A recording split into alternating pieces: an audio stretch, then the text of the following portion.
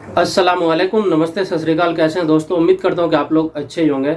आज की इस वीडियो में हम बात करने वाले हैं इंडिया से सऊदी इंटरनेशनल फ्लाइट अपडेट के बारे में। बहुत से भाइयों का सवाल भी था और इंतजार भी था कि जुलाई के महीने में फ्लाइट स्टार्ट होने वाला है। फाइनली ये बैड न्यूज निकल के आया है इंटरनेशनल फ्लाइट को लेकर के। जो लोग इंडिया से दुबई जाना चाहते हैं उनके लिए भी, और जो लोग सऊदी आना चाहते हैं उनके लिए भी, न्यू वीजा वाले के लिए भी खास अपडेट है। जो लोग इस वक्त सऊदी में काम कर रहे हैं, जिनके ऊपर प्रूफ लगा है, उनके लिए भी आज की इस वीडियो में पूरी डिटेल में बात करने वाला हूं। तो आप लोग मेरे साथ लाइन पे बने रहिए। तो चलिए इस वीडियो को स्टार्ट करते हैं। स्टार्ट करने से पहले आप लोगों से एक छोटा सा रिक्वेस्ट है, अगर आप मेरे इस चैनल पे पहली बार आए हैं, अभी तक मेरे इस चैनल को अभी तक सब्सक्राइब नहीं किया तो प्लीज सब्सक्राइब कर लीजिए। साथ ही बेल आइकन को प्रेस कर दीजिए ताकि मैं कोई भी वीडियो अपलोड करूं तो उसका नोटिफिकेशन आपके पास सबसे पहले हम बात कर लेते हैं इंटरनेशनल फ्लाइट के हवाले से अपडेट है। जो लोग इंडिया से सऊदी या दुबई जाना चाहते हैं, ये उनके लिए सब्र का बांध टूटता जा रहा है। जैसे कि आप सभी भाइयों को मालूम था कि 30 जून तक के लिए फ्लाइट को सस्पेंड किया था, अब साथ ही दोबारा यह अपडेट दे दिया है। ये खारी खबर की तरफ से यह अपडेट आ गया है, भारतीय इंटरनेशनल फ्लाइट पर लगा ताला। अब अगस्त का ही रहेगा इंतजार, इससे पहले फ्लाइट चालू होने की कोई चांस नहीं है। पहले एक उम्मीद था कि जो लोग सऊदी से इंडिया छुट्टी पे गए हैं वो दुबई होते हुए आ जाएंगे। अब दुबई भी बिल्कुल नहीं आ सकते हैं, क्योंकि दुबई के लिए भी आपको अगस्त का ही इंतजार करना होगा।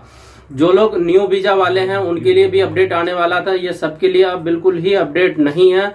अब यही है कि जो लोग सऊदी से छुट्टी पे गए हुए हैं, उनका अगर वीजा और इकामा एक्सपायर हो रहा है तो अपने कफिल या कंपनी को बोलो फिर से वो एक्सटेंड करवा देगा, क्योंकि ऑटोमेटिक स्टैंड हुआ है और 31 जुलाई तक के लिए स्टैंड हुआ। वो उसके लिए हुआ कि जो हाल फिलहाल में 2 या 4 महीने पहले वो छुट्टी पे गए हैं उनके लिए। जिसका वीजा 2020 में एक्सपायर हुआ था, ये एक्सटेंड उनके लिए नहीं हुआ है।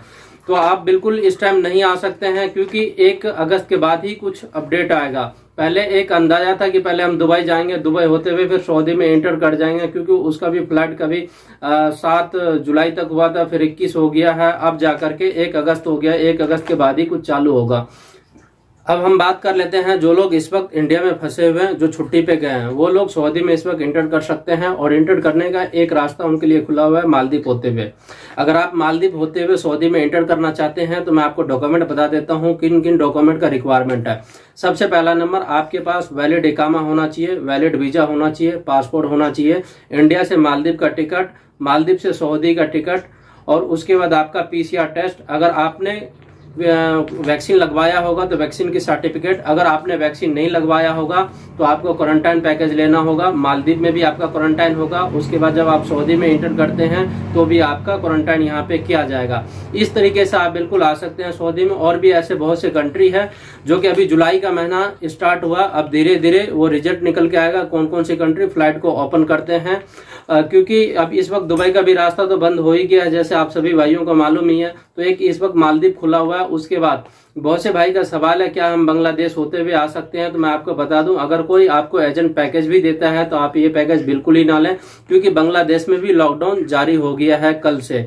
और आने वाले टाइम में हो सकता है इंटरनेशनल फ्लाइट को भी बैन कर दिया जाएगा। अगर आप बांग्लादेश जाते हैं तो आप जाके फंस जाएंगे। अगर आप नेपाल भी जाते हैं तो नेपाल में PCR टेस्ट को लेकर के इस वक्त मसला चल रहा है कि PCR टेस्ट इस वक्त नहीं किया जा रहा है। तो कहने का मतलब इस वक्त कोई भी रास्ता नहीं है। बहुत से भाइयों का सवाल यह भी है कि मेरा न्यू वीजा है और वीजा स्टैंप हो चुका है, क्या मैं अदर कंट्री होते हुए आ सकता हूं? तो आप बिल्कुल नहीं आ सकते। अगर आप किसी अदर कंट्री में जाते हैं तो जाने के बाद आप पहुंच जाएंगे विजिट वीजा लेकर के। उसके बाद उस कंट्री से आप सऊदी का जब फ्लाइट लेते हैं तो आपको यहाँ पे वैलिड इकामा और वैलिड वीजा दिखाना होगा। अगर आप छुट्टी पे गए हैं तो ही आपके पास इकामा होगा तो आ सकते हैं। अगर आप छुट्टी पे यहाँ से नहीं गए हैं, आपका न्यू वीजा है, तो आप नहीं आ पाएंगे। अगर आप किसी अदर कंट्री भी जाते हैं तो आपका पैसा वेस्ट होगा। तो आप ऐसी गलती ना करें, आप थोड़ा वेट करें, जब फ्लाइट चालू होगा तो उसके बाद आप आ जाएंगे। बहुत से भाइयों का सवाल ऐसा है क्या सऊदी का न्यू वीजा इस वक्त निकल रहा है या नहीं निकल रहा है? जैसे कि हमारे पास 1-2 बंदे का भी कमेंट आया था न्यू वीजा को लेकर के कि उसका कफिल न्यू वीजा यहाँ पे निकलवा लिया है और वकाला यहाँ से नहीं किया जा रहा है। क्योंकि वकाला नहीं है तो न्यू वीजा का कोई फायदा नहीं है। तो आपको थोड़ा वेट करना होगा। जब तक फ्लाइट का मसला ये क्लियर नहीं होगा तब तक न्यू वीजा वाले भी नहीं आ सकते हैं। अगर आपका न्यू वीजा है, आपका कफिल या कंपनी ने आपको भेज दिया है, अगर आप इंडिया में उसे स्टैम्प करवाना चाहते हो या आपका वीजा एक्सपायर हो गया, आप उसे रीस्टैम्प करवाना चाहते हो तो इस केस में आप करवा सकते हो। बट आपको इन बात का ध्यान देना है, अगर आपका वीजा स्टैम्प नहीं हुआ तो उस वीजा को पहले आपको यहाँ अपडेट करवाना होगा कफिल कंपनी से, उसके बाद ही उस वीजा को आप स्टैम्प करवा सकते हैं। पुराना वीजा है तो आप उसे रजिस्टर करवा लीजिए, बहुत आसान तरीके से हो जाएगा। और रजिस्टर करवा लेंगे तो 3 महीने का टाइम होता है, 90 दिन के अंदर अंदर आप आ सकते हैं। सवाल यह है कि इस वक्त फ्लाइट चालू भी नहीं है, आपको रजिस्टर करवाने का भी कोई फायदा नहीं है, तो आप थोड़ा वेट करें, उसके बाद ही कुछ क्लियर होगा। अगर हम इंडिया से सऊदी की फ्लाइट की बात करें तो अभी जुलाई का थोड़ा बहुत उम्मीद था, ये उम्मीद भी टूट गया है। अब अगस्त की उम्मीद है, तो अगस्त का 99% चांस है कि चालू हो जाएगा, क्योंकि ये जुलाई का महीना स्टार्ट हो गया है और अगस्त आने में 1 महीना टाइम है, ज़्यादा टाइम भी अब नहीं रहा।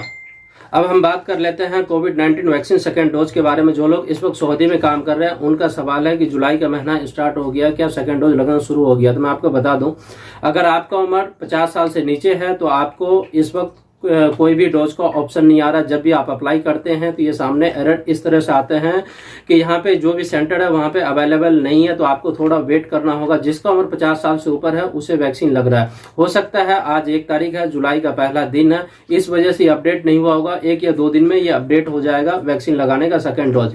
तो फिर आप बिल्कुल चेक करते रहिए और ट्राई करते रहिए। जब आपके पास ऑप्शन आएगा तो आप सेकेंड डोज बहुत आसान तरीके से लगवा लेंगे। अगर आपको फर्स्ट डोज से लेकर सेकेंड डोज के बीच में 90 डेज कंप्लीट हो गया है तो आपका नंबर सबसे पहले आएगा। अगर आपका टाइम पूरा नहीं हुआ, 90 दिन या 80 दिन, तो आपका नंबर नहीं आएगा। आपको थोड़ा वेट करना होगा सेकेंड डोज के लिए।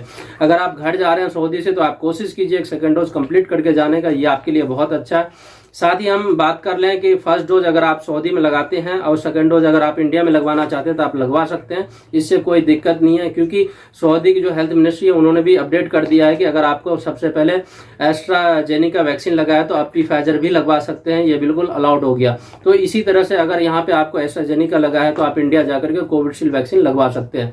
इंडिया में आप किसी भी सेंटर या गवर्नमेंट हॉस्पिटल या आप कहीं भी जाते हैं तो आपको कोविडशील्ड ही वैक्सीन मिलेगा, दूसरा वैक्सीन इस वक्त अवेलेबल नहीं है। और दूसरा वैक्सीन कोवैक्सीन, और भी कई वैक्सीन है पर किसी गवर्नमेंट सेंटर में वो वैक्सीन इस वक्त अवेलेबल नहीं है, तो आप इस तरह से लगवा सकते हैं, कोई दिक्कत नहीं होगा। जब आप वापसी सऊदी में आएंगे तो कोविन पोर्टल पे जाकर के आप फर्स्ट डोज और सेकंड डोज जो सऊदी में लिए हैं वो सब अपडेट कर लेंगे, तो ये आपके लिए आसान हो जाएगा। आपका क्वारंटाइन भी नहीं होगा, ये आपके लिए अच्छा है। तो आप कोशिश करें कि किसी एक कंट्री में फुल डोज कंप्लीट करने का, तो ये अच्छा रहेगा। और फुल डोज किसी एक कंट्री में आप कंप्लीट करते हैं तो जो पेपर है आपको पेपर कम कैरी करना होगा। अगर आप अलग अलग कंट्री में करते हैं तो एक सर्टिफिकेट सऊदी का, एक इंडिया का या एक पाकिस्तान का, जिस कंट्री में आप लगाते हैं तो ये 2 सर्टिफिकेट आपको लेकर के घूमना होगा। ये 2 सर्टिफिकेट आपको हमेशा साथ में कैरी करना होगा कहीं भी जाते हैं या कोई भी आप काम करते हैं। अब हम बात कर लेते हैं सऊदी इकामा हुरूफ के बारे में। जो लोग इस वक्त सऊदी में काम कर रहे हैं जिनके ऊपर हुरूफ लगा है, तो मैं आपको बता दूं, अगर आपके ऊपर हुरूफ लगा है और आपके पास पासपोर्ट नहीं है तो आप इंडियन एम्बेसी जाकर फॉर्म फिलअप कर सकते हैं। अगर आपके पास टाइम नहीं है इंडियन एम्बेसी जाने का तो आप ऑनलाइन भी फॉर्म फिलअप कर सकते हैं। जब आपका एग्जिट रिमूव किया जाएगा तो आपके पास फोन आएगा, आप इंडियन एम्बेसी में जाएंगे। अगर इंडियन एम्बेसी में वो नहीं भी बुला सकता, कोई सेंटर होता है, उस सेंटर में आपको भेज दिया जाएगा। आप वहां जाकर के अपने पैसे का एक टिकट ले लेंगे। ये फॉर्म भरने के बाद जो आपका एग्जिट होता है रिमूव करने का, वो 2 महीने भी लग सकता है, 4 महीने भी लग सकता है। बहुत से आदमी ऐसे हैं जिनको 4 महीने कंप्लीट हो गया, अभी तक उसका रिमूव नहीं हुआ, क्योंकि कोरोना वायरस के चलते थोड़ा काम इस वक्त स्लो चल रहा है, इस वजह से थोड़ा ज्यादा टाइम लग रहा है। अगर आपके पास ओरिजिनल पासपोर्ट है और आपके ऊपर हुडूप नहीं लगा तो इस केस में आउट पास आप जाकर के ले सकते हैं। इंडियन एम्बेसी में आप जाकर के आप वहां से भी ले सकते हैं, जो इंडियन एम्बेसी का दूसरा ऑफिस रियाद बथा मार्केट में, आप वहां जाके भी ले सकते हैं। 2 से 4 दिन में आपको आउट पास मिल जाएगा। आउट पास लेने का कोई एक्स्ट्रा चार्ज नहीं होता है, बस आपका एक टिकट आपको देना होगा। अगर आपके ऊपर हुडूप लगा है तो सबसे पहला ऑप्शन वो है कि आप इंडियन एम्बेसी में फॉर्म फिलअप करके जा सकते हैं। दूसरा ऑप्शन आपका ये है कि आप पुलिस में पकड़वा के जा सकते हैं। अगर आप इंडियन एम्बेसी से जाते हैं तो भी आपका लाइफ टाइम बैंड है। अगर आप पुलिस में पकड़वा के जेल के जरिए जाते हैं तो भी आपका लाइफ टाइम बैंड है। अगर दोबारा आप सऊदी आना चाहते हैं तो आ सकते हैं, सिर्फ उम्रा और हज के लिए। बहुत से भाइयों का सवाल ऐसा है कि अगर मैं कफिल या कंपनी से भाग गया हूं तो बहुत से आदमी ऐसे कह रहे हैं कि पकड़े जाने पे 1 लाख रियाल का जुर्माना होगा। ऐसा कुछ नहीं है। अगर आप कोई ऐसी गलती करते हैं तो हो सकता है 1 लाख रियाल का जुर्माना होगा, ऐसा अभी तक कहीं भी क्लियर नहीं कि 1 लाख रुपए आपको पे करना होगा आपके ऊपर हुडूप लग गया तो। मैं आपको सबसे पहले बता दूं, अगर आप किसी भी कंपनी या कफिल के पास काम करते हैं तो कोशिश करें आप भागने का नहीं। भागने से ये आपकी गलती है, ये आपकी गलती माना जाएगा। अगर आपके साथ कोई दिक्कत है, परेशानी है, तो आप अपने कफिल या कंपनी के ऊपर केस करिए, इसका बहुत जल्द समाधान होगा। क्योंकि बहुत से आदमी हैं ऐसे हैं कि केस के नाम से डरते हैं, तो इस चीज का कफिल और कंपनी फायदा उठा लेता है। अगर आपको कफिल सैलरी नहीं दे रहा है या आपका पासपोर्ट रख रखा है या आपको परेशान कर रहा है तो आप केस कीजिए। ये केस आपका 2 से 4 महीने के अंदर क्लियर हो जाएगा। उसके बाद आप चले जाएंगे। अगर आप किसी भी कफिल या कंपनी पे केस करते हैं तो केस की जो वैलिडिटी होती है लास्ट 6 महीने होता है। 6 महीने के अंदर अंदर ये केस बिल्कुल फाइनल हो जाता है।